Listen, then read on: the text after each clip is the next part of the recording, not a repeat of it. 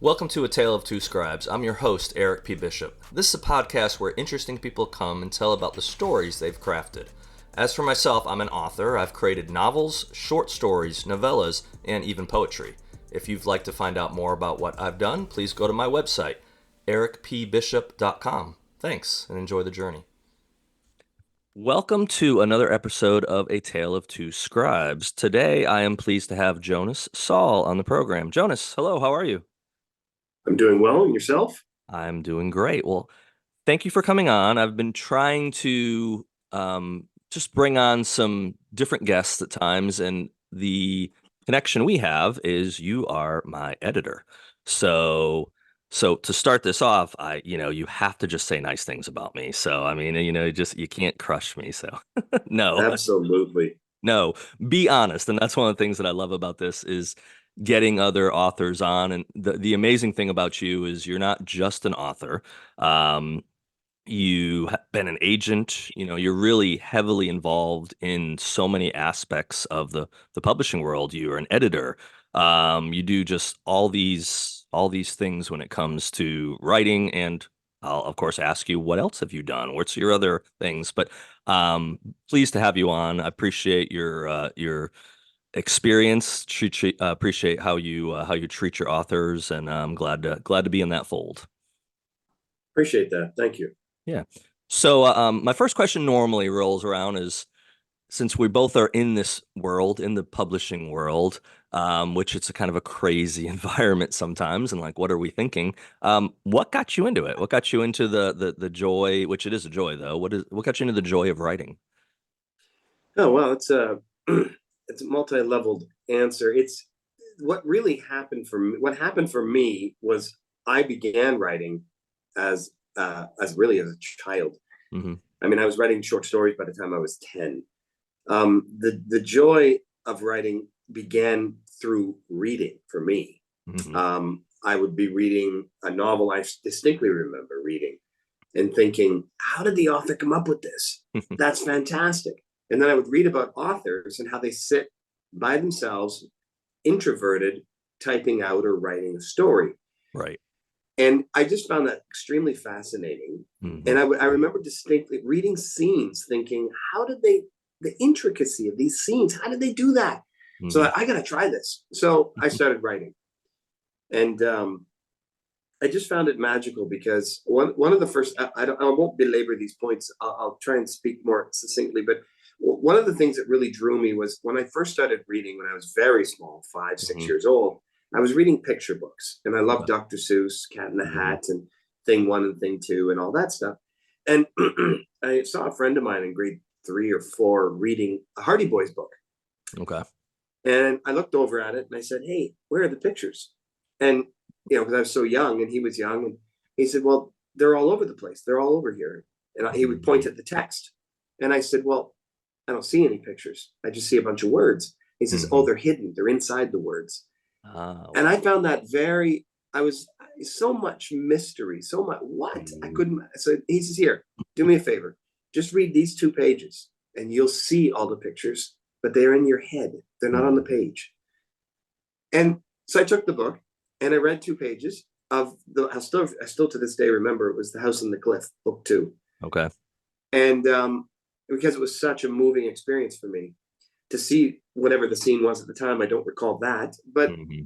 to read those words and to see that image, it just blew me away, Yeah. and I couldn't stop reading. I went through every Hardy Boys book. Back in those days, we're talking 1978 or 79, when Okay. Hardy Boys were only at 72. They had 72 in the series at the time. I seem to Hmm. recall there were 72. I got my old Duotang notebook out, wrote down every title, every number, started checking them off. My own analog version of Goodreads, Right. Exactly. And anyway, I finished all the Hardy Boys and went on to Clive Cussler, Robert Ludlum, the Bourne Supreme, the Bourne trilogy back in the day, and I was 13, 14, Stephen Yeah. King. And that was it. That I had to do what they're doing. I couldn't Mhm. believe how amazing it was. So that's how it started. How it started. Yeah. No, I mean, and so many authors have a very similar, means into getting into this type of industry. And it I think universally it always starts with you have to be a reader. You don't just, I don't see an instance, and there's always an exception to every rule, but I don't see an instance where someone doesn't read at all and just says, I'm just going to start writing a book. No, typically you have years and years and years before you even get the courage up, because there is a courage factor involved of do do I have something to say and how do I say it? And that's, that's always the first struggle that people come across.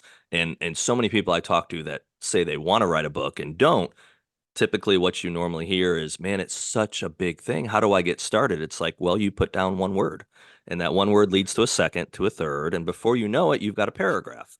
And after you got a paragraph, you got a page, and you got a chapter. And I was talking to someone recently about that, and the old analogy of how do you eat an elephant? Well, it's one bite at a time. And you look at this massive thing, it's like I can't possibly finish this. Well, no, you can't if you look at it as a whole. If you take it in pieces, then, and if you spend the time, and like with like you're I can't wait to talk about all the books you've written, the list of them. It takes a while before you get anywhere near having a library of books that you're done, or it takes a while to get that first book done. So you started writing as a younger person, and you grew up. You were saying we talked a little bit offline. You grew up in Canada. Yeah, Was where you grew up in that time going on was, it was obviously pre, and so was I. So it's not dating you, pre-internet. So we didn't yeah. have. I feel I like had a I had a black and white TV when I was a kid. We didn't even okay, have color TV. I mean, yeah, yeah, when I was very young, we had a party line. We didn't even have an individual phone to our house. So yeah, I'm almost 60. okay. Um, It's a different era. yeah, it was, and I think it was. I think in that regard, it's going to be interesting these next 10, 20 years to see that the generation that's been grown up, in the early 2000s, what their attention span is for reading traditional Yeah. books. And even ebook. It doesn't I do group it together because that's one thing, and I'm sure you've noticed it as well with the amount of books you've put out, is so much of book sales now are going to e-readers versus paperback and hardcover. And I think mine last time I looked at mine as a group, I was probably at like 70% ebook sales and like Mm, I don't know, 20% paperback and 10% hardcover, something like that. It might even be skewed more than that. Um, but so much of what we're doing now is online. But with us growing up with, physical books in our hands and reading them so much, I'm curious to know if this younger generation, they're used to the TikTok and the Instagram reels and everything where everything's 10, 15, 30 seconds. If you got to watch a 5-minute video, it's like, goodness, this better be really good. So I don't know. It's going to be interesting how that translates to, is the reading levels going to really significantly drop off? Because people are still selling books now, but I think a lot of that number skews to not old generation necessarily saying, 70, 80 on there, but definitely I'd say 40s on is where you get a lot of your readership. yeah, yeah. My numbers are very different than yours. Then my ebook Mhm. number is 96 to 98% ebook. Wow. So you almost, All almost, almost all. Okay. I've sold. I'm almost at 3 million books sold in total in my Wow. career, Hmm. and of the 3 million, I probably have 1,000 that I ever sold in print. Right. Okay. It's almost Interesting. nine, maybe 98%. I've never done the percentage, but every day, I mean, every day I'm selling hundreds of ebooks, all the time selling ebooks. And I Gotcha. see I see maybe 5 or 6 print a month. Okay. Interesting. It's so rare. And Excuse me. what year did your first book come out? That's First okay. book came out in 2011, February. 2000. Okay. So Okay. I've been So at this for 13 years. okay. And so the books definitely came out, obviously your career started for writing in the digital age where, Yeah. okay. That does make sense as well. And yeah, I probably will see my numbers get skewed more. I think a lot of what I'm seeing with the print copies and stuff is more because of the base of readers maybe I've built up last couple of years. That's their thing. But I Mm. I definitely see like for the month of June, Amazon ran a special on my debut book, The Body Man. The ebook was marked down. And it had been out for 2.5 years. I did a second edition this year when I put it under my own brand. But yeah, that number of, so obviously the ebooks jumped up like crazy on it. I think Right. I haven't looked at the numbers really close. I sold a half dozen or so paper books this month, but well over 100 plus of ebooks. So the ebooks at that price, of course, really did, shoot up. So yeah, that's it'd be curious. I'll keep an eye on it. I'll stay in touch with you if I see the numbers just keep growing on the digital platform. So yeah, Good, it's good, good.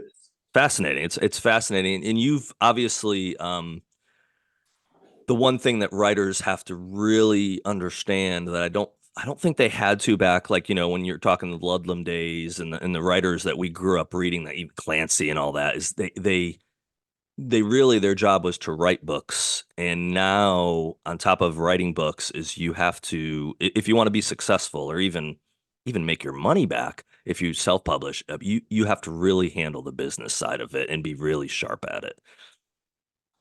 Yeah, and I've been to many conferences for 10 years, or more than 10 years. I've been going to conferences for 20. Hmm. But conferences as a guest author, I've been doing that for almost 10 years. And Yeah. I hear that a lot. I hear that a lot. A lot of people just want to write. Yeah. And even if you sell to a publisher, there's still some business side of it you have to do. Right. Um, Absolutely. so it really is. I've often likened it to running a restaurant in New York. Now, Okay. if anybody knows anything about New York and restaurants, I forget the numbers now. It's been so long since I looked at them, but there's thousands of restaurants. Every Mhm. block they have some determination of how many. But they also say that opening one in New York, you can almost not make it. Yeah, you Mhm. spend the first 2 years trying to Mhm. make it. Most, I think it was 90 something percent of all restaurants close in 2 years. Yeah. It was a huge number. I shouldn't be quoting numbers without backing it up, but I'm pretty sure it was a really crazy number. Right. What happens when you open a restaurant? You've got to have your fascia sign, your sign out front, your pylon sign. You've got to do some advertising and let people know you're Mhm. there. You've got to hire staff. You've got so many things you do. Well, same with a book. With a Yeah. book, you've got to do some advertising. The sign out front is your cover. You've got to get your book cover. Right. The editing is all your interviewing process to make sure that you get all the right employees. But you got to make sure the Mhm. editing is right. So when readers are looking at your staff, say in my case, Sarah Roberts is my book series. They're reading Mhm. about Sarah. These are all my employees going out there to try and sell you on how good the book is or whatever you want to. Anyway, you really got to work it, and it takes years to make it. I Mhm. think. I Yeah. mean, I've met many authors who've written terrific books, and they're bringing in $50 a month in royalties, and their books are incredible. Right. They're just not. It's just so hard out there, Yeah. and and authors who get book deals, authors who get large advances, and Mhm. their books don't do so well, and then they Mhm. don't get another deal. Right. Now, this isn't just attack the industry and it's so difficult. Mhm. No, there's lots of authors out there that make wonderful numbers and they're all rich. Absolutely. But for some reason, no one knows the formula, Right. you know? And it just is, and it just happens. And look what's happening to Frida McFadden. Mhm. I mean, she is a great success story. A case where she started self-publishing her books, Right. and just to see how things would happen. And now she's four, five, six books in New York Times Mhm. bestseller list. She's got 7 or 8 in the top 100 on Amazon. She's selling, I think it's 100,000 copies a day or some friggin' number. I don't know the number. It's unbelievable. Right. Um, but I actually heard somebody who knows her tell me the number a few weeks back, and it was 500,000 in a month. It was 500,000 in a month 2 months ago, something Okay. like that. So anyway, um, she's all of her books have gone to publishers now, and Mhm. she's doing them incredible. Yeah. So this is retirement money. Right. So there's lots of ways you can do it, Yeah. and some do and some don't. Yeah, and I don't think there's a wrong way. So I've talked to so many authors over the last few years, been fortunate just to have that opportunity. And, I I think part of it is human nature. We tend to look at the most success, I'm in the United States, you're in Greece, but so as an American, when you think of the United States, a lot of times people think of the president as kind of the figurehead that's in charge of the country. So you're kind of always looking to the top person. And in the publishing industry, you're always looking to who are the big sellers, who's the Stephen King, the John Grishams, the just the people. And there's nothing wrong with looking at them and nothing wrong with saying, I want to be a New York Times bestseller. I want to sell 500,000 books a month. But you have to put it in perspective. And I've had to learn that the last couple of years because my first book was written in 2014. And I thought when I wrote that book, I had read so much over the years. I was such a big Clancy fan and Vince Flynn fan. And I saw how Vince was selling books in his trunk in I think Minneapolis, Minnesota, or somewhere along that lines. And then got a publishing deal. And, he took off. And I thought, okay, I wrote a really good book. I can do this. And it wasn't arrogance. It was just, I was confident. Man, I was finally did something. And then the reality kicked in, started trying to get agents, nothing. And then one of the agents had actually got back with me, said, the start of this is pretty good.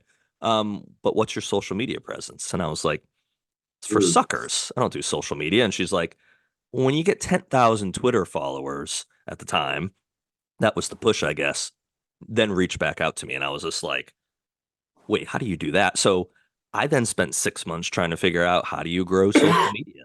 How do you do Yeah. all these things? And again, kind of circling back to what we had talked about before.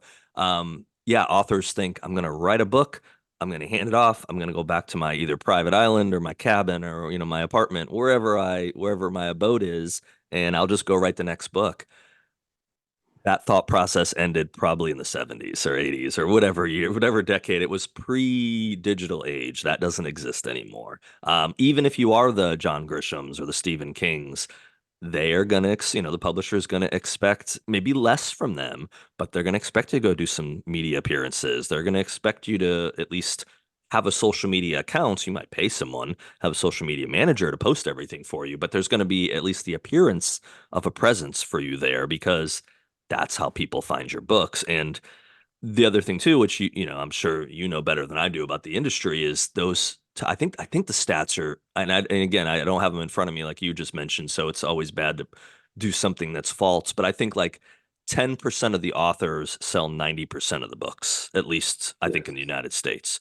So Yeah. it's those big name authors that are selling so many books, and the smaller authors that are coming in are, like you were saying, $50 a month. They're selling a fraction. It's those big names that get all the attention. And then, of course, the publishing industry then promotes those big names because it's a business. They're not stupid. That's their bread and butter.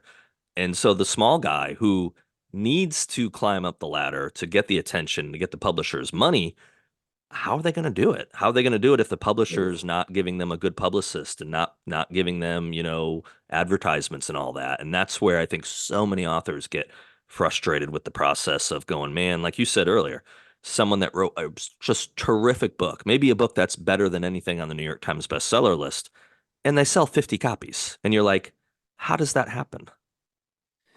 Yeah, yeah, exactly. And there is one number I can actually quote. I do know. I read it in Forbes. Forbes did an article. This is about a year ago, so it's outdated, but Okay. it was a number back then. Authors making $100,000 per year or more, Hmm. it's 2% Yeah. or less. It's Right. it's it's at the 2% mark Yeah. of all authors, of Of all all. authors, Right. of all. Yes. It's just under the 2%. It's like 1.9% of all authors Hmm. make 100,000 or more.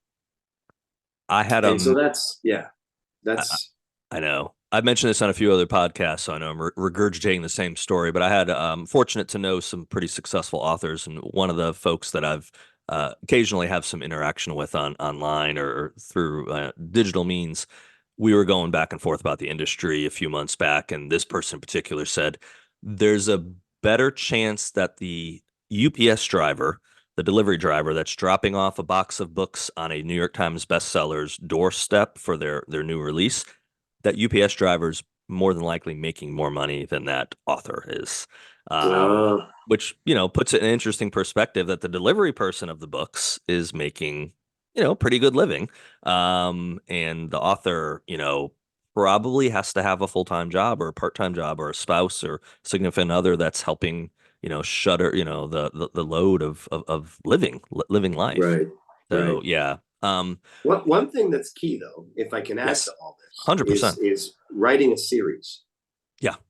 And the reason I say that is because I learned early on um, that the series, whoever gets into a series, they read book one, they're, oh, it's pretty interesting. I'd love to see what happens next. They read book Mhm. two, and once they get to book three or four, a lot of times they're invested. Yes. Okay, so I enjoy writing standalones, but Hmm. I do have a series. My Sarah Roberts series, book 37 in the series, comes out next month in July. Okay, so we're at okay. I had 36 on my list, so 37's coming out. Okay.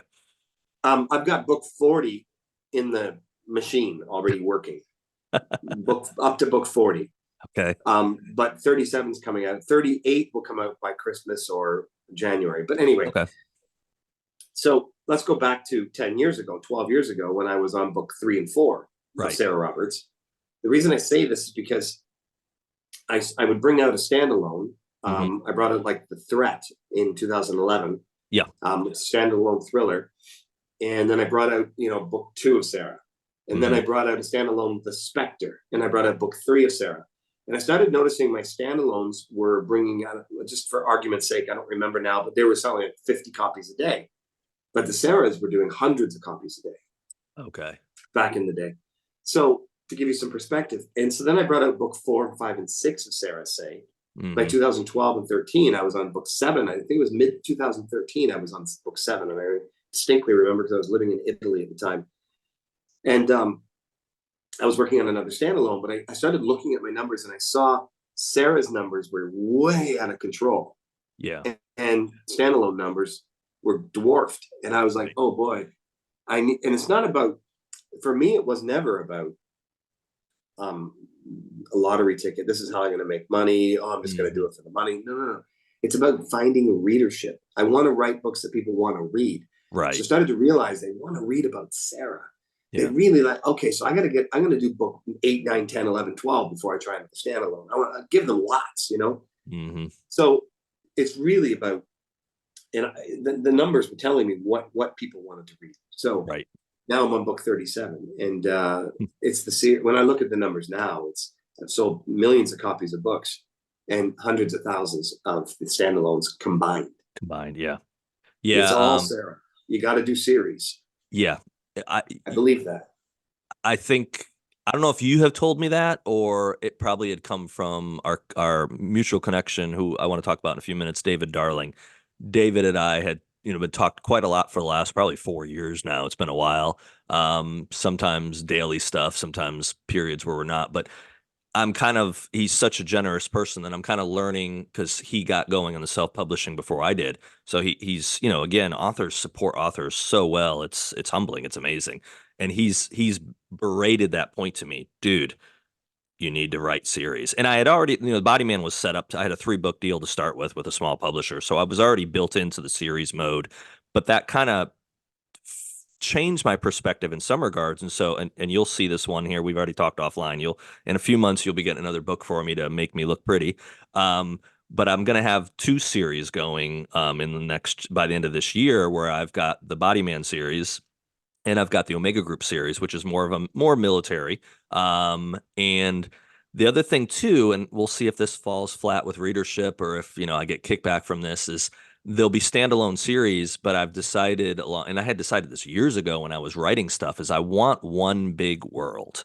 There's there's different continents on the world, and sometimes you get to go to the different continents. But you might live in the United States and North America, but hey, you got a friend who happens to, be in Greece. He's over in the Europe area. So every now and then you get to fly over to Greece and, hang out. So those worlds, and I've already written a chapter that the Body Man is actually, this is a big spoiler alert for anyone that hears this early. The Body Man is going to make a brief appearance in the Omega Group book, Babylon Will Rise, which was planning to be out for the end of this year.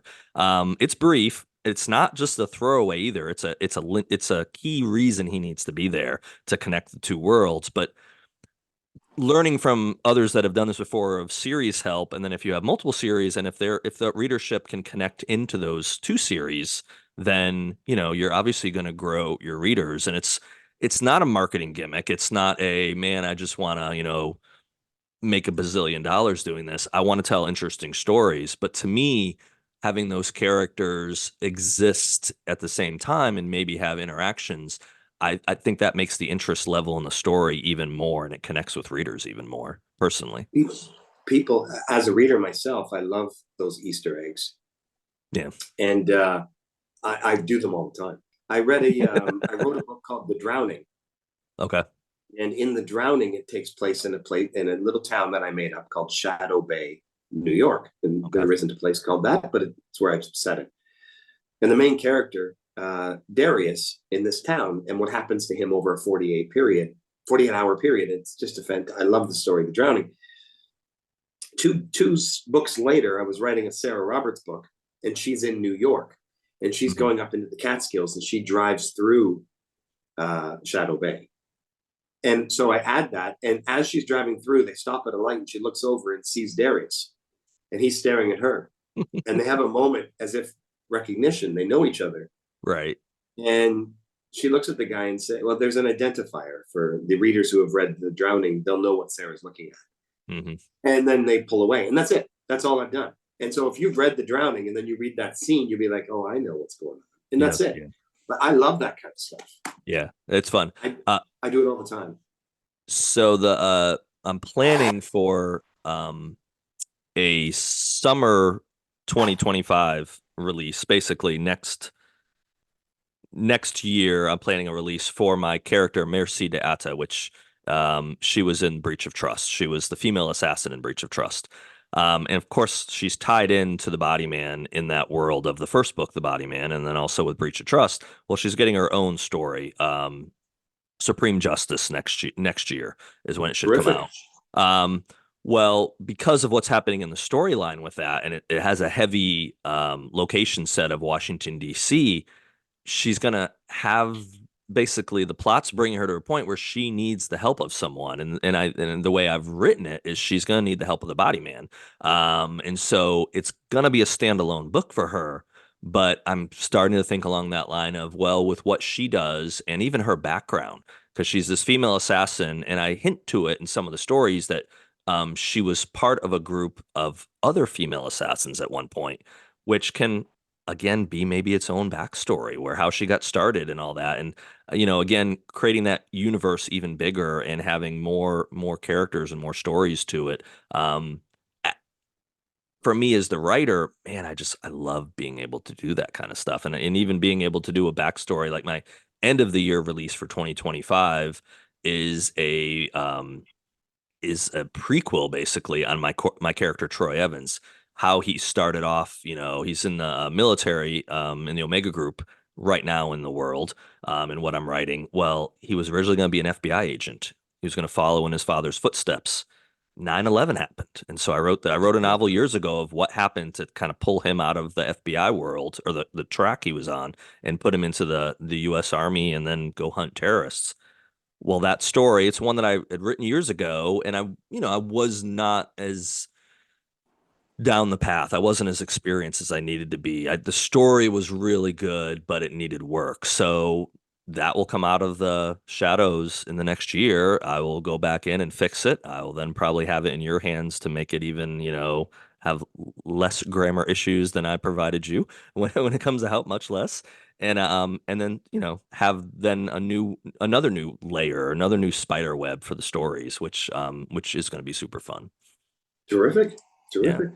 But yeah, it's such an amazing journey. Let's talk about David first, because I want to circle back to Sarah Roberts. Not just the success you've had with it, but how you get to the point where you create that character and start it off, and then just be prolific when you're talking 37 and even down to the 40th novel that you mentioned. But for those that don't know, you actually went to school with David Darling, Yeah. and that was how obviously you guys met and probably raised a little bit of hell maybe growing up. And And the amazing thing about this life is that you never know when you meet someone, even if your paths kind of separate for a period of time, what might bring you back. So how did that happen with David? Well, I've still got pictures from those days. I've got memories from those days You of got David and I. blackmail. Yeah. And events that took place and mutual friends where, Right. and then the advent of Facebook. So then we all friended each other. And so we get to chat now. Yes. Um, so, I have almost 5,000 friends on Facebook. I know. But of that, several hundred are dear friends, like real friends. Yeah. The rest are associates, but then there's many that are people that read the books and people I do business with. But Right. anyway, so Dave and I go way back. We have so many dear friends, and Mhm. as we've gone into our 50s, we've even lost a few friends, and Yeah. it happens. So we go way back. We never once chatted about books. We never, back in those days, we did Interesting. our own thing. Hmm. Um, it wasn't cool, I guess. I don't know. I was always reading on my own. I don't remember even discussing reading much with my friends. Right. Um, and then we'd go to prom, and we finished high school and moved on with our lives and got careers, and that was the thing. I was in retail for 20 years when I Okay. was writing. I owned several retail businesses. Okay. So by the time I was 30, I was retired. These retail businesses were successful for me, Okay. and so I was at home raising my kids, and I was just with my wife, and I had all the time in the world to write. So Hmm. I started writing, and that's how I've written almost 57 novels. I've been Wow. writing full time since I was in my late 20s, Wow. Yeah, full that's time. that's the exception to that's definitely the exception to the rule because it happens and you're an example of how it does happen. But for so many people, I think they moonlight, myself included. I moonlight as a writer. We talked offline. I have Yeah, a great job. I'm a financial analyst for a large company in the United States. And in the evenings, if I don't have my kids, I get to write in the evenings. Or if I have my kids, I might write when they go to sleep. If not, I'll or doing dishes or laundry when they're here. But it's something that is I'm passionate about, but it's something that I just find the gaps where I have the time to mm, squeeze in my writing. And with when we've talked offline with the goal of, hey, one day I'd like to, make it. I'd like to be that 1.9% that can earn enough to quit my day job. And my boss is actually, sometimes you have a writing hobby and your 9 to 5 job, or your boss might not be like, enjoy it because that might take you away from that job at some point, or it might be maybe a competition or from keeping your intellect, who knows. But it can be a negative. I had that happen with an earlier job years ago where my boss at the time was like negative towards me writing and derogatory about it. My current boss he's actually the opposite. He's like, so Mr. One Day New York Times bestseller, when are you gonna stop mm, working for me? And I'm like, well, I don't know. Probably not quickly at the way this industry works, but if I can, but he's encouraging me. He's the first one to go out and buy my books. So it's really an amazing thing to have, and I'm very grateful for it. But I have to find that time when I write. And we talked offline about, I told you, I know how many books I have to sell a month to quit my day job. For some people, it's not a big number, but for most authors out there, it's a number that's almost unattainable. It's for probably a large percentage of people that write, they'll never sell that amount of books. Okay, well then I have a challenge on my hand. I don't look at it as, and I try to look at the glass as half full, not half empty. Not always how I looked at life, but I've changed my perspective.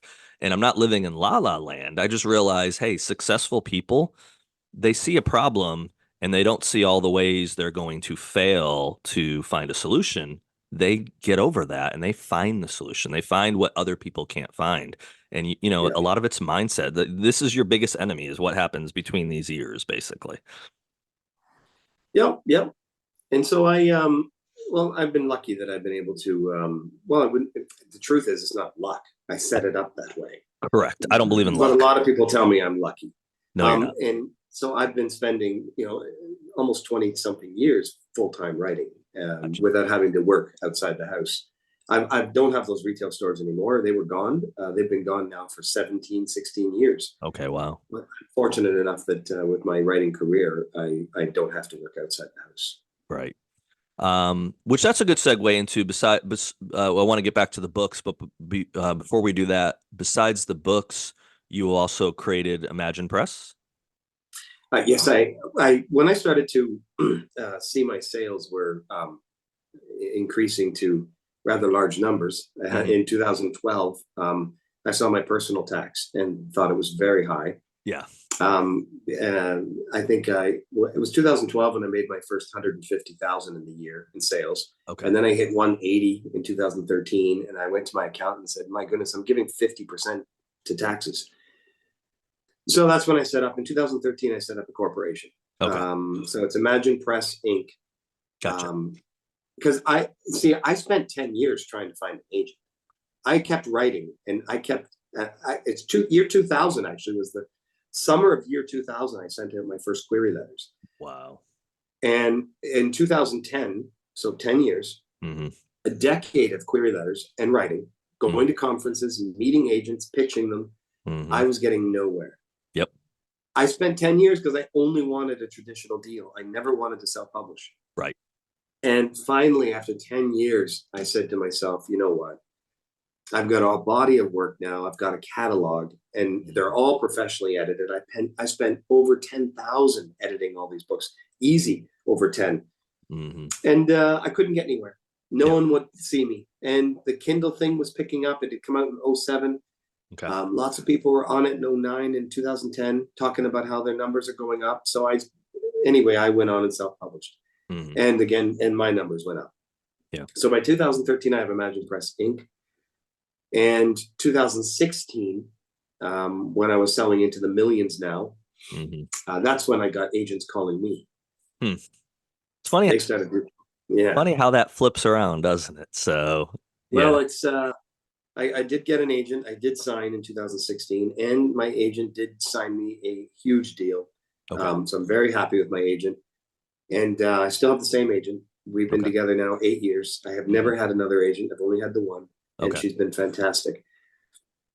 And I still self-publish because I write 6 to 8 books a year. Hmm. Um, I write a lot because I'm writing full time. I'm writing all the time, and I Right. do a lot. I do a big word count every day. Okay. Today I took today off, but even through my cold, I've had a recent cold. I've been writing every day, hitting my Okay. word count. So I write a lot, and I give my agent 1 or 2 books a year, and I Okay. self-publish the rest because my Self-publishing. readers Okay. can't wait. Okay. And so for Sarah Roberts, is that going through you or is that going through the traditional route?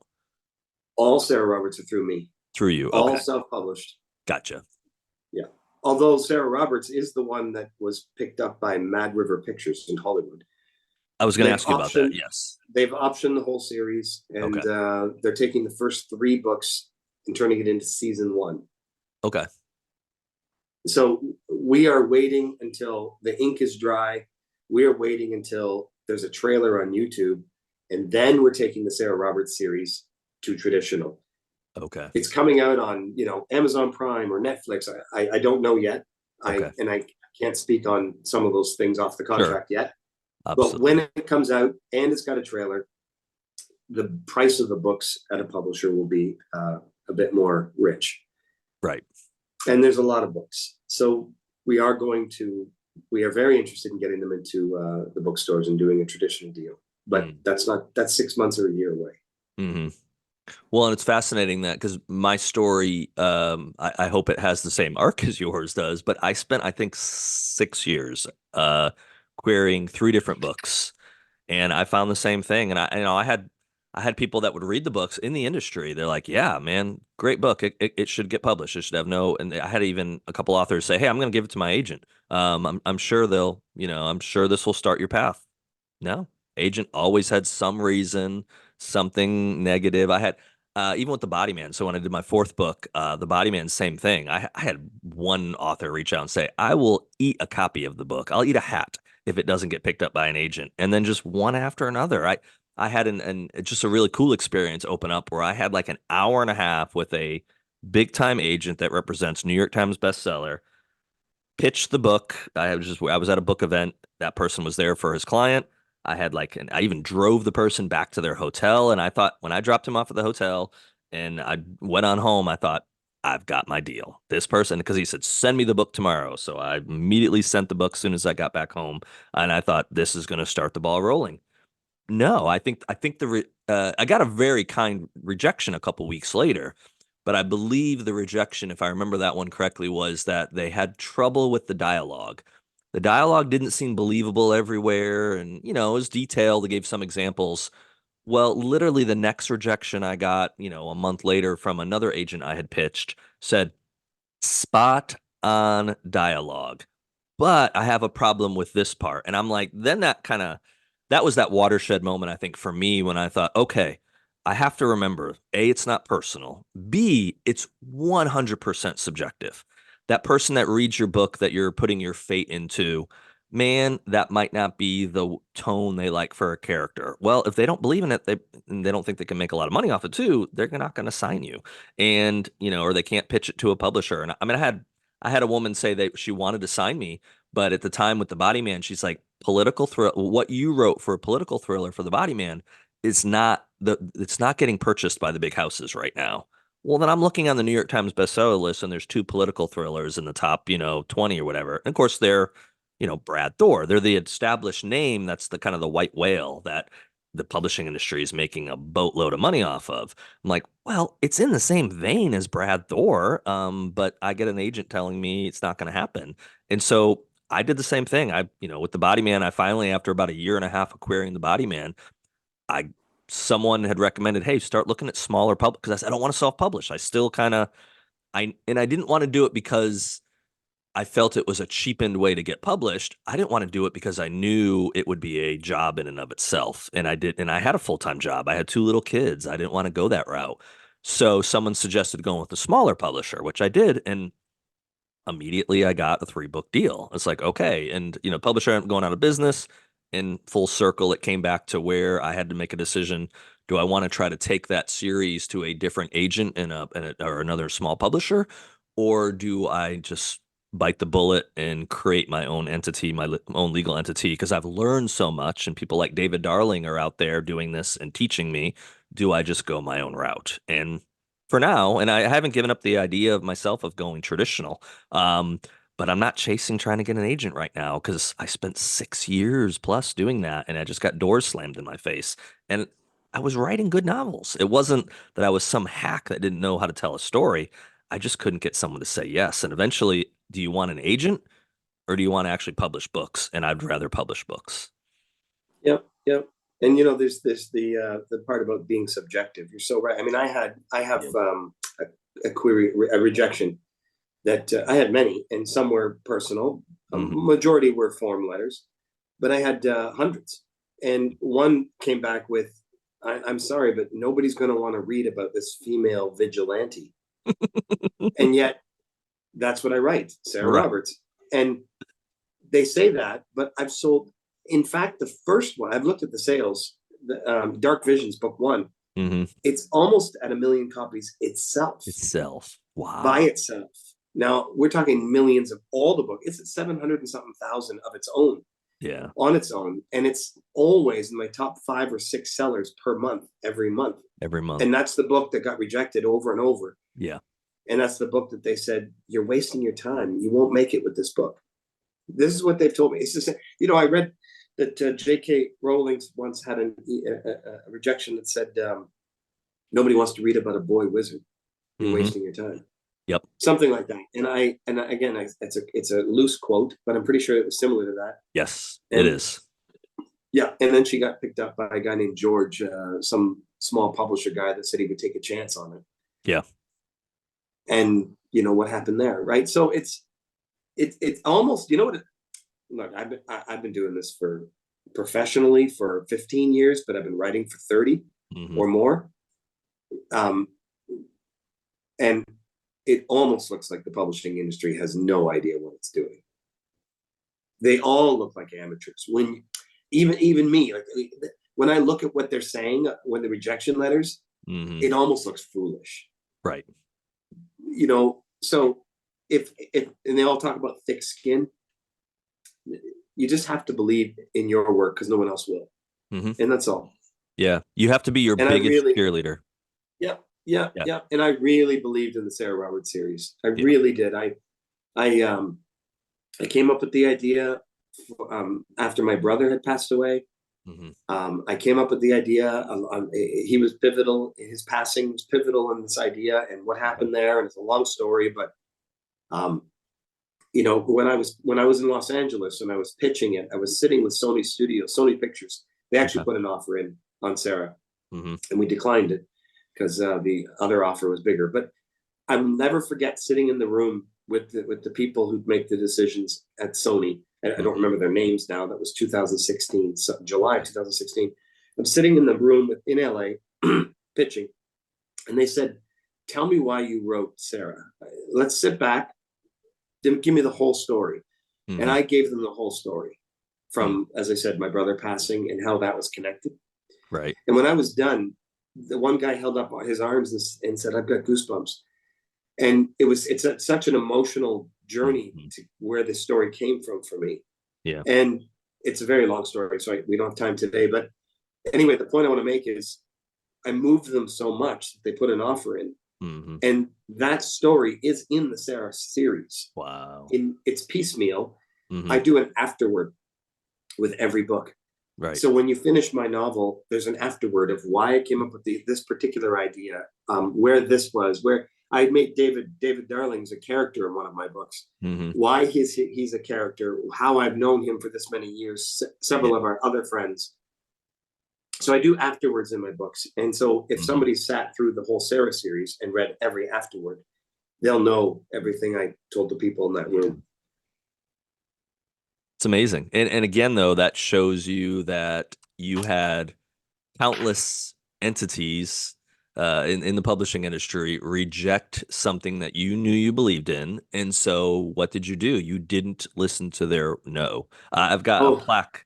Got a plaque. I had a good fortune of meeting Brad Meltzer several times, who's a New York Times bestseller, and he's done TV stuff. He writes fiction, nonfiction, kids books, and just not a mentor, but he's someone that I've tried to learn from because not only what he writes, but how he treats other people. And he's the name that years ago when I'd go to conferences, I'd be like, how he seems like a really nice guy. How's Brad Meltzer? Every person I asked that to that was an established author had a story of how Brad Meltzer was kind to them or what nice thing he did for them. So without fail. So one of the it's a plaque that's on the wall across from me.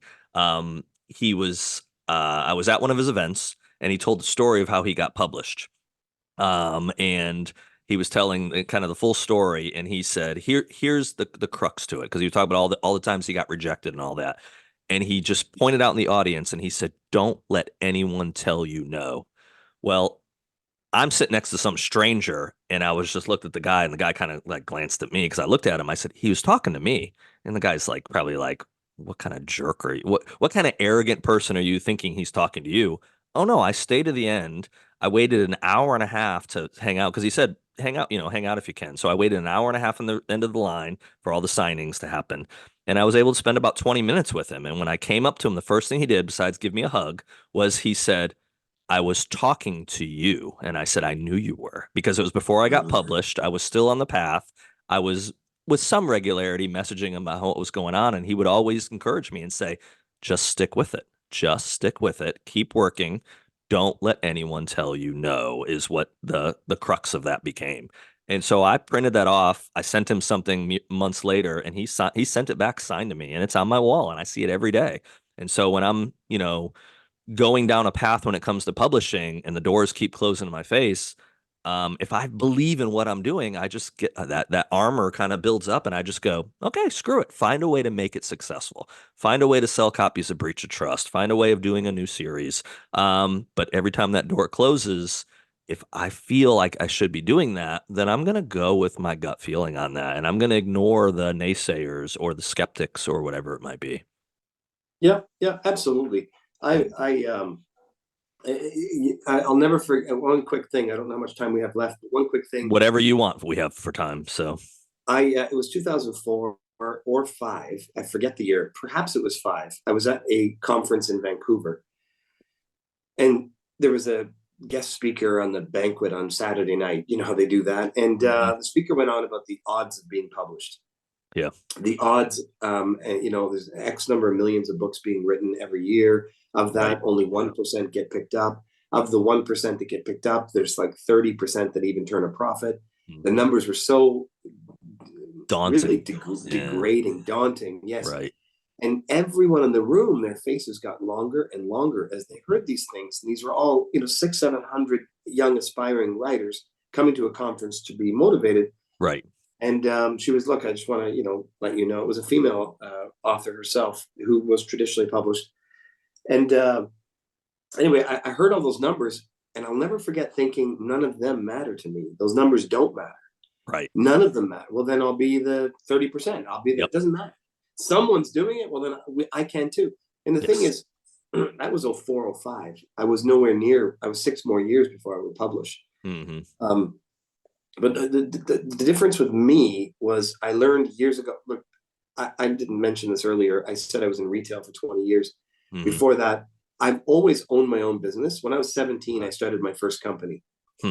My buddy of mine, we started investing stocks on the Toronto Stock Exchange when we were 17 in business class in high school. We registered our first company. I've been self-employed since high school. And I've never done a CV or a resume. I've never put one together. I've never had to because I've always worked for myself. Right. And this isn't boasting. This is just a fact. I've always worked for myself. And so one of the things I learned early was doubt is a traitor. Doubt, thoughts of doubt are treasonous. Yep. And so when I wrote a book and I thought it was good, it isn't, again, I'll use that word you've used, arrogant. It's not that it's arrogant. I'm not a perfect writer. If I was, I would be selling more than James Patterson and Frida McFadden. It's not arrogance. It's just that I really believed in the story. Right. And I believe that, having read thousands of books myself, I really believe that there was an emotional journey in the story. There was a theme of hope or whatever. I can go on and on, but the point is, I believed in it. Yeah. And when you believe, that's on the spectrum. Believe is on the other side of doubt. Lack of belief, or I don't doubt. I doubt that kind of thing. So I just live on the side of the spectrum where there's more belief than the doubt side. And I just feel that even Shakespeare once said, there's a quote that I memorized years ago, and he said, "Doubts are your traitors, where you lose what you oft might win by listening to them." And that's not verbatim. It's very close, but it's not verbatim. Right. I've forgotten verbatim. But anyway, you just have to remove doubt and put all the odds in your favor, meaning the best cover you could possibly get, the best editing you can do, the best, and put it all, your best foot forward, your best face, everything. Yes. And absolutely. Have no doubt. Yep. And so when someone said, "Oh no, this isn't going to work," I said, "Watch me." I love that. That actually motivates me. Really? Oh, this is great. Okay, let me check the next. So the next one, no, I don't want that. Oh, this is exciting. So many people saying no. I can't wait till I get to 100 no's, and then I'm going to sell millions of copies, and they can all stew in the. That was my attitude. And is that arrogance? Well, then I've sold millions of copies with arrogance. I don't think so. I think it's just, like you said, confidence, and you've really just got to remove doubt from the equation. You do. That. Yeah. Well, and then you have to write a good story. Sarah Roberts didn't sell millions of copies because the first book sucked and most people hated it, but they went and bought the second one. Or they told older people, I don't like this book, but you should go buy it. No, you have to write a book that that resonates with people. And I don't. Even as you were talking, I wrote down, doubt is a traitor. I'll have to when we go to post this, we're gonna have to have a quote from you on the in the promo for it, because I think that's a powerful thing that people need to keep in mind, because it's, again, you're your worst critic normally, and you're normally putting yourself in.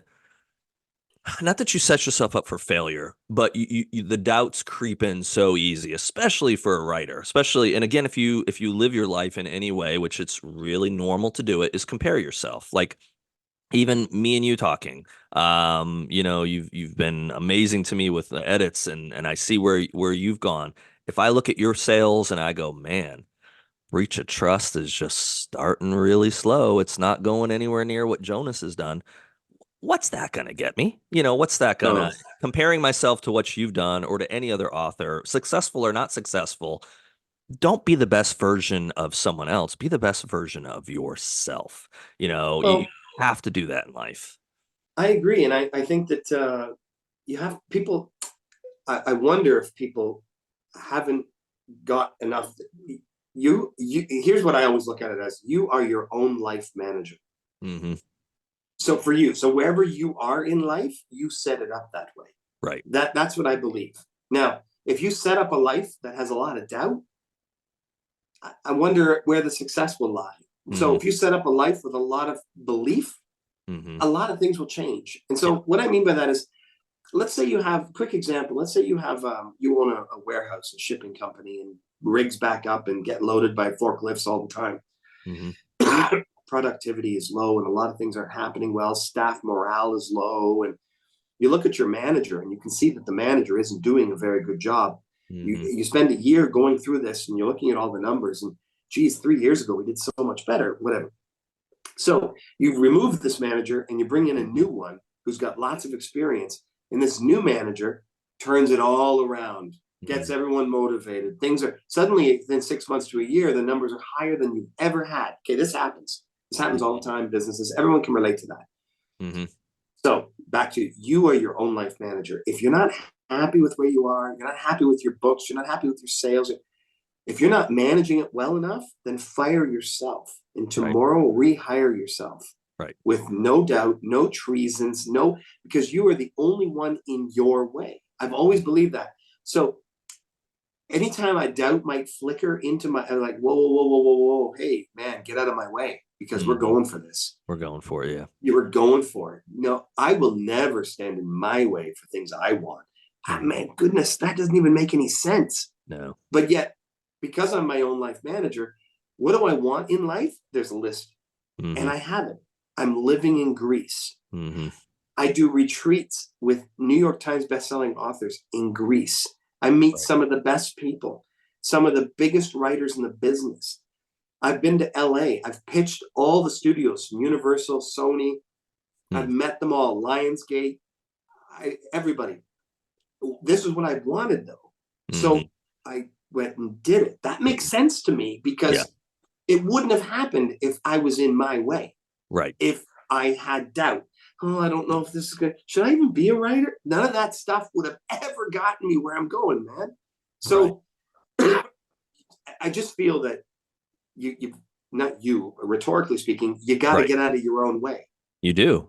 and just go for it and do it. And one of my dreams was to speak at a conference. One of my Mhm. dreams was to teach people some of the things I do. I want to give back. I love talking about things I've done. How do I promote books? I Mhm. do a whole course on outside of social media. How do you Mhm. sell books without using social media? Without using I've social got media. half a dozen things to do that are incredible. One of the biggest things I do that sell books What's that? is adding readers' names as characters.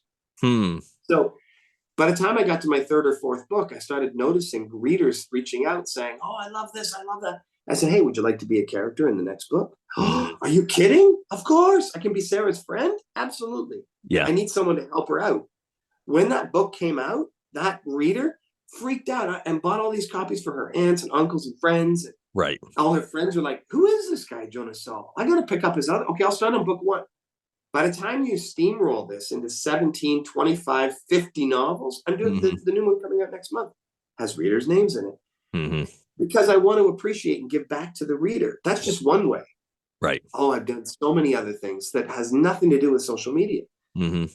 This is what starts a revolution of book buying, I believe. Yeah. And I think you're right. Small little things.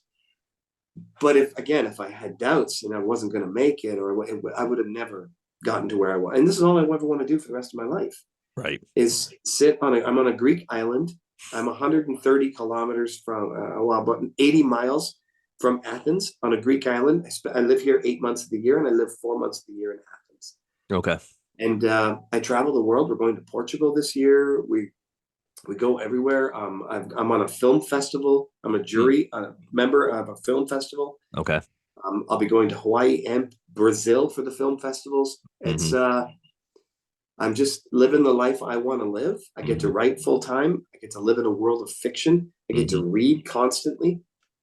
And I just had no doubt that I could be here. Right. And I am here. And I also have no doubt of where I'm going Hmm. because, we've got the Hollywood deal, and I have standalones that I can't wait to see as a movie. I've got other options that are being picked up. Hmm. I'm really excited about where the future is going to go. And I have Yeah. no idea, no doubt that it's going to happen. It will. Uh, you know, And that's, I think, the key of what separates you from so many people out there. Because even people that are going to listen to this, or people that, we either one of us interact with, one of the most common things you hear is, "Oh, okay, well, Jonas got lucky." And that's where, and I've heard that about Jack Carr. I've heard about this author and that author. Well, they got lucky. And I don't believe that. I believe that they created something, they prepared themselves mentally for all of it, for the failure and for the success. And they opened up opportunities for themselves that led to the next step. But they had to do that by doing the first thing, which is they had to create something.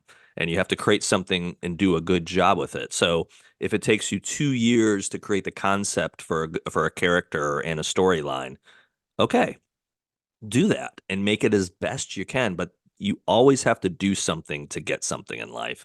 Few people fall into it. Few people are born into it, but that's the exception to the rule. And also, I think people that I've met, and I haven't met a lot of like uber wealthy people, but I've met some very successful people that I have met that kind of fell into it through family money or whatever, they're miserable or they're fighting with their siblings or family members about estates and this and that. And they're not happy.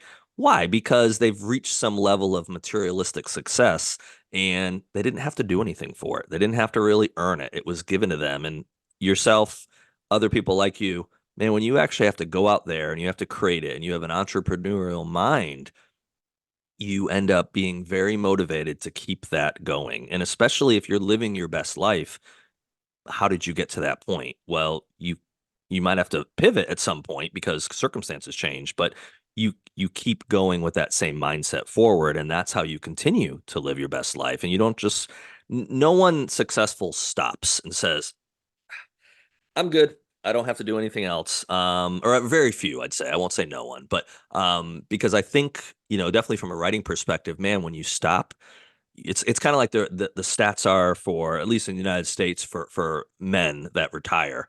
If men retire and they don't do anything else and they just, sit on the golf course and do whatever, they die within something like 4 to 6 years, whatever it is on average. It's like they've worked their whole life and they've had purpose their whole life, and all of a sudden they stop and they go, well, I'm just going to sit back, have a beer every day and hang out with some friends and golf. Well, it's detrimental. And that's why I think as writers, we have this amazing thing that as long as we keep our mental acuity, we can do this until the day we take our last breath, hopefully. And I think that extends that out really honestly because we have a purpose. We have stories to tell. We want to be able to share it. And then we also have to market those stories. We have to, or at least hire someone that can do that, or get an agent and a publisher or whatever. So yeah, yeah, very good. highly highly motivational, Jonas. I'm so glad. I'm so glad you brought up those points. Um,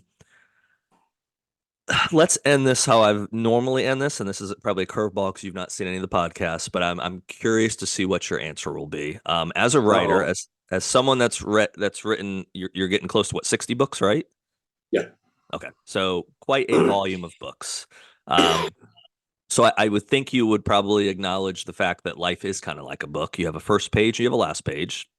Don't know how many pages are going to be in there, but I would put you in the category of prolific writers that's done so much. If you get to have the opportunity, which you do right now, to write your last page, what does Jonas Saul's last page say in his book of life?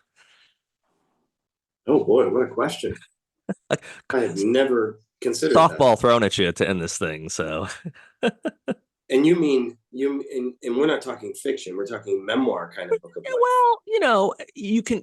I like to word it in a way that people can take in any direction they want. I've had some really interesting answers. So, however you want to take that question, what would you want that last page of life to say? The only thing that came to mind, and I'm going to go with what first came to mind, and this may sound cliche, but the first thing that came to mind was he lived the life he wanted. That's beautiful. Uh, Giving it a third person touch. It's the 90, 95, 97% of everything I've ever done, I've always wanted. Hmm. And the list goes on, but Mm-hmm.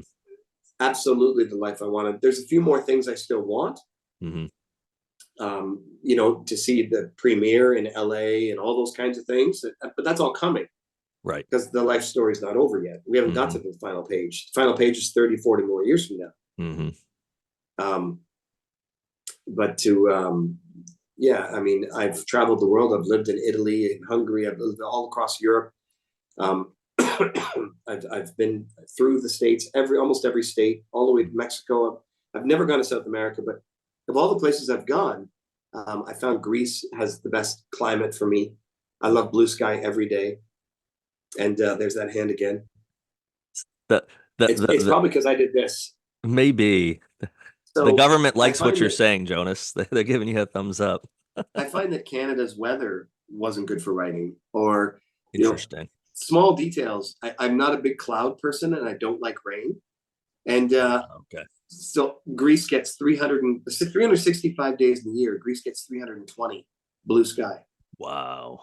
We get over 300 every year with not even a cloud. Not even a cloud. Um, Okay. we have a Interesting. rainy season in December. It starts to rain a few times. January, February, it rains about every 3 days. Mm-hmm. That's an average. But after that, by March and April, you only see rain a few times, and by May, we might see rain once between May and October. Wow. And those are my favorite months to write. Mm-hmm. I find rain to be depressing. So I live where I want to live with the climate and the temperature I love. Mm-hmm. So that would be the end, my last page of the book. He I like lived it. the life he wanted. I like I'm a it. permanent resident in Greece. I'm not here on visas. I'm an actual permanent resident. To dual citizenship or No, I what does don't that have a mean? citizen. I'm not a citizen, just a Oh, PR okay. card. Gotcha. Okay. I don't know what that equivalent is in America. It's probably a green card, but I can't work here. But I don't need to. I don't work. I'm a writer.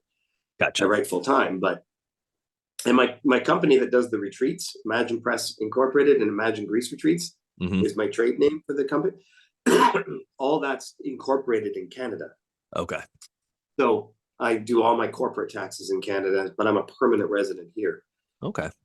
Fascinating. Well, I liked your So answer. yeah, so that's Um, the answer. I think the listeners or people that view this will do that as well. So for those out there who did not know you before today, where is a good way for them to go and pick up a copy of Sarah Roberts series or any of your other books? Where would you like to send our listeners? Well, I think the best place would be Amazon.com. Everything's there. You can also go to many of the bookstores locally. They'll have them in their computers. Barnes and Noble, it's on the computer. Okay. But a great body of my work is self-published because of the circumstances that I have, and so some of my books have gone through traditional publishing, but again, a lot of the companies aren't carrying them, so I've Mhm. had that dilemma. So anyway, Amazon's the best way. Everything's hardcover, audio, paperback, and ebook. I'd Okay. send them all to your Amazon, your local Amazon, whether it's .ca or .com or wherever people are. Whichever site around the world. So, well, Jonas, thank That's you for right. coming on. It was an honor to actually. This is the first we've talked electronically, but it's the first time I've actually got to see you. So, and maybe maybe we'll have dinner in Greece one of these years. So that would be I hope so. I'd love to see you out here. I would love to be there. Thank you for coming on. Thanks very much.